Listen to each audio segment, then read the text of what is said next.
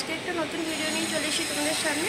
তো আজকে হচ্ছে দীঘাতে ডে 1। তো চলো আজকে তোমাদের সাথে রুমটা শেয়ার করবো, কালকে বলেছিলাম তো একদম বাইরে থেকে শেয়ার করি, চলো দেখতে।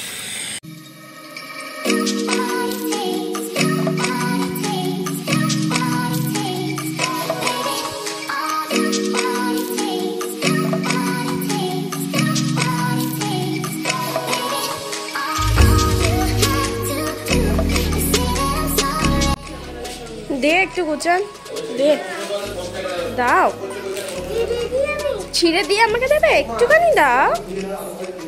আচ্ছা দেখি তুমি আমাকে গোটাটা দাও নাকি, আমি আর তুমি দুজন মিলে ওই ঘরে গিয়ে খাবো। দাও দাও, দেবে না তো?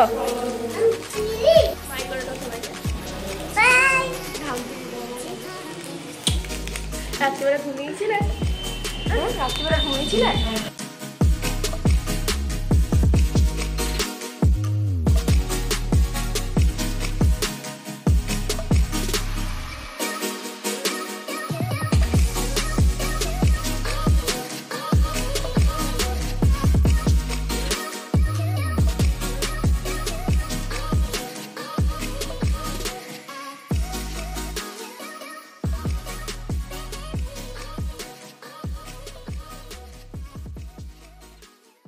তো বন্ধুরা, সকাল সকাল খাবার নিয়ে বসে পড়েছি। তো সকালের খাবার হচ্ছে আলুর তরকারি আর মুড়ি আর একটা করে ডিম সেদ্ধ।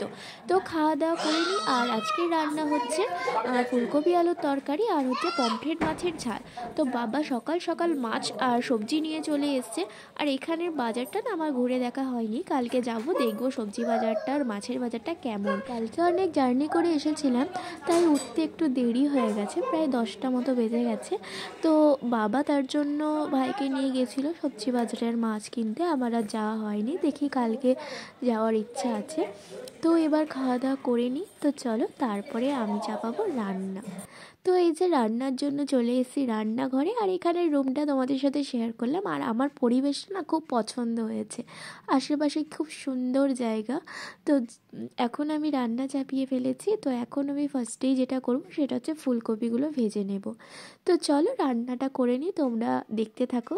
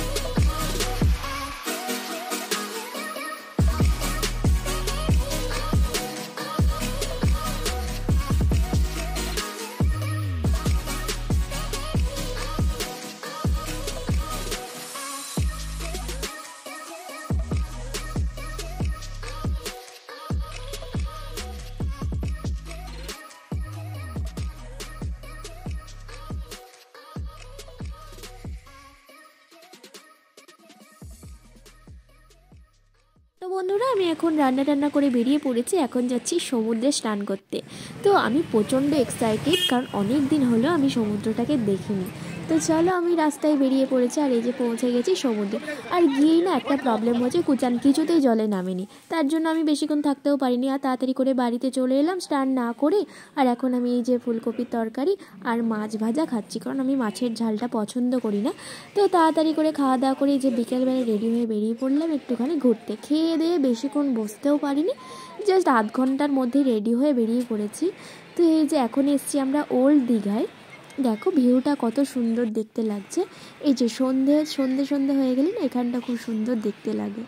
তো প্রায় 6 মাস পর হয়তো এসেছি এখানে। আর এখন আমি খাচ্ছি আমার পছন্দের পাপড়ি চাট।